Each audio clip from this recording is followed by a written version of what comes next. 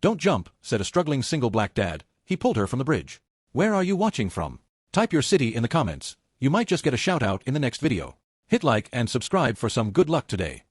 The rain fell in sheets that night, smearing the lights of the city into streaks of gold and red across the slick pavement. Traffic hummed in the distance, horns blaring, but on the old steel bridge that stretched across the Black River, the world felt eerily silent, except for the voice of a man gasping as he ran, soaked to the bone. Please, God, let me be on time, Marcus whispered. His sneakers slapped against the wet concrete as his breath came hard, chest burning. Marcus Johnson was a single father, barely 35, worn down by life's relentless blows. The factory job had laid him off 6 months ago, his wife had walked out years before that, and every morning was a fight to put food on the table for his 7-year-old daughter Naomi. He had nothing left but the stubborn will to survive, and Naomi's smile, the one light in his otherwise collapsing world. That night, Marcus hadn't planned to be on the bridge at all. He was coming back from a failed job interview, his tie loosened, his jacket clinging to him with rainwater. He had almost taken the bus home, almost walked the other way. But something, some instinct, some pull, had driven him to cross the bridge instead. And when he saw the figure in the distance, standing on the ledge, he knew why. A young woman stood there, hair whipping in the storm, gripping the cold rail with trembling hands. Her shoes were inches from the abyss, her whole body leaning toward the darkness below. Marcus's heart lurched. He froze for just a moment, paralyzed, then his voice ripped through the rain. Don't jump. The woman jerked her head toward him, startled. Her eyes, wide, glassy, swollen from tears, locked on his. For a second, the storm seemed to pause, time itself hanging between them. Go away, she shouted back, her voice breaking. This is none of your business. But Marcus didn't move away. He stepped closer, his palms raised in the air as if approaching a frightened animal. His voice was low, urgent. It is my business, he said. Because if you jump, I'll never forget your face. I'll have to live with it for the rest of my life. Please, just don't. The woman's chest heaved. She gripped the rail tighter. You don't understand, she whispered. I'm done. There's nothing left for me. Marcus swallowed hard, rain dripping down his face, mixing with the sting of his own tears. He was looking at her, but in his mind, he saw Naomi, alone, lost, broken, if he wasn't there tomorrow. And that thought clawed at him like fire. You're wrong, he said. His voice cracked, but it carried strength. You don't know me, but I'm telling you, you do have something left. Because if you're still breathing, if your heart's still beating, there's still a reason.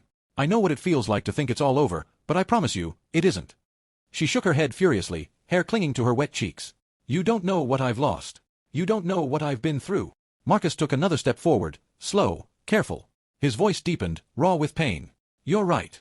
I don't know your story. But let me tell you mine. 3 years ago, my wife left me. She didn't just leave me, she left our little girl too. No note. No explanation. Just gone. I was broke. Broken. I thought about doing what you're about to do right now. Thought about it more times than I can count. But you know what stopped me. The woman's lips trembled. Her knuckles whitened around the steel rail. My daughter, Marcus said. His voice shook. Naomi. She's 7 now. She's the only reason I'm still standing. Every time I feel like letting go, I look at her face and realize, she needs me. She doesn't care if I'm rich or successful. She just cares that I'm here. The woman closed her eyes. Her shoulders quaked. Marcus took another careful step. He was close enough now to see her fingers slipping on the wet steel. One wrong move, and she'd be gone.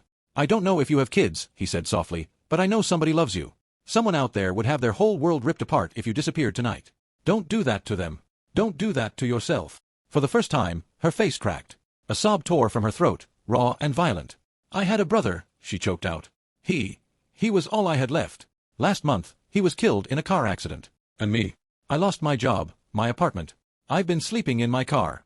There's nothing left for me. Marcus's heart twisted. He saw her pain, heavy as chains. He had known loss, but hers was fresh, bleeding, unbearable. He knew there were no perfect words to erase it. But there were words to fight it. Listen to me, he said firmly. His voice rose above the storm. Your brother wouldn't want this. You think jumping is going to make the pain stop? It won't. It'll just pass that pain on to someone else who loves you. Do you hear me? You're not ending it, you're just handing it to somebody else. And they'll carry it for the rest of their lives. Her body shook harder. She pressed her forehead against the rail. I can't. Yes, you can. Marcus was trembling now, not from the cold, but from fear. Fear she would slip. Fear he'd be too late. He stepped closer, slowly extending his hand toward her. Give me your hand. Please. Just one step back. You don't have to figure everything out tonight. You just have to not give up tonight. That's it. The river roared beneath them. The rain pounded. And for a terrifying moment, she leaned further forward, as if gravity itself was calling her down. Marcus lunged. His hand clamped around her wrist, iron tight. I've got you, he shouted. she screamed, twisting, half in panic, half in surrender, but Marcus pulled with every ounce of strength he had left. His feet slipped on the slick ground, his muscles burned, but he refused to let go. "Please," she cried. "Let me go." "No." Marcus roared. His voice thundered through the night. "Not tonight. I won't let you go." With a final desperate heave, he yanked her over the rail and onto the ground. They collapsed together, drenched, trembling, gasping for air. She sobbed into his chest, fists pounding weakly as the storm raged on around them. And Marcus, exhausted, broken, but alive, just held her. He didn't say anything more. He didn't need to. Minutes passed. Maybe hours. The storm slowly quieted. Finally, the woman whispered, voice hoarse, Why would you save me? You don't even know me." Marcus looked down at her, his chest rising and falling, his heart still hammering. "Because someone saved me once," he said. "And I promised I'd do the same if I ever had the chance." They sat there on the bridge until the police arrived, called by a driver who had seen them in the rain. The woman, her name was Maya, was taken to the hospital, then to a counselor. Marcus gave her his number. He didn't know if she would ever call. But a week later, she did. Months passed. Maya slowly rebuilt her life, step by fragile step. And Marcus, still struggling, still fighting for Naomi, found strength in knowing that sometimes the greatest victories weren't about money or success. Sometimes they were about holding on, and holding someone else long enough for them to find hope again. Because that night on the bridge, 2 lives were saved. The moral. Sometimes the heaviest battles are fought in silence, behind smiles, behind closed doors, in the middle of a storm on a bridge. Never underestimate the power of stopping, listening, and reminding someone that they are not alone.